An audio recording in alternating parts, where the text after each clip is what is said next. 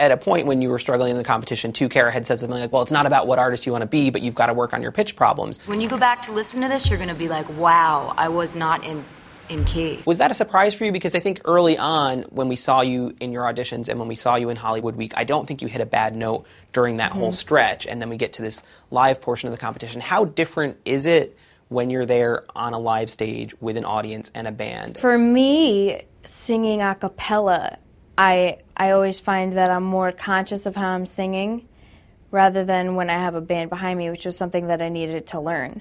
So going into Top 12, after they told me that I had pitch problems, I went to my vocal coaches and I was like, help me.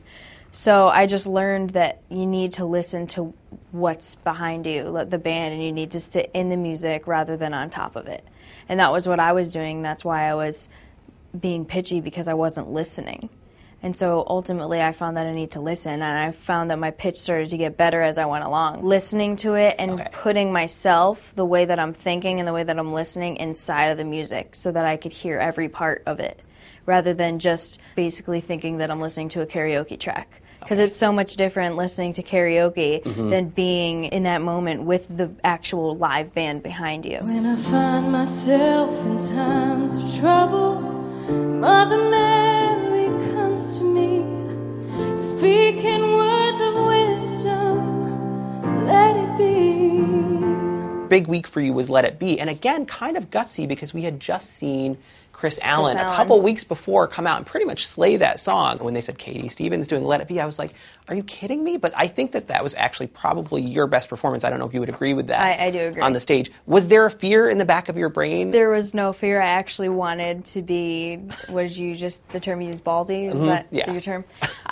Because everybody told me not to do it. Everybody was like, don't do that, Katie. Yeah. Chris Allen just did it. Like, my brother's calling me like, Katie, you're gonna die if you do that. And I'm like, I didn't try anything. It just kind of came from my heart, and I did it, and I think that's what worked for me. Whisper words of wisdom.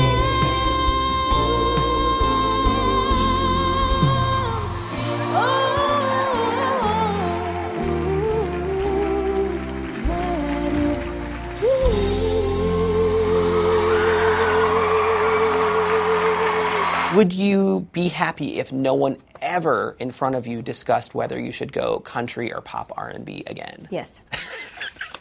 Not that I had a giant issue with it. It's just it happened so frequently that those were the only comments I was getting. They were just kind of sorting out my future between themselves. More pop rock stuff like Orianthi. Helen? I actually feel more mariachi. Country isn't really something you can try on like a sweater, and I feel like there was a little bit of a vibe of like, why don't you try country? I lean more with Kara and them as to doing pop with R&B leanings. I'd like to record something like a Kelly Clarkson type vibe of music where it's fun and edgy, but still has that pop R&B kind of feel.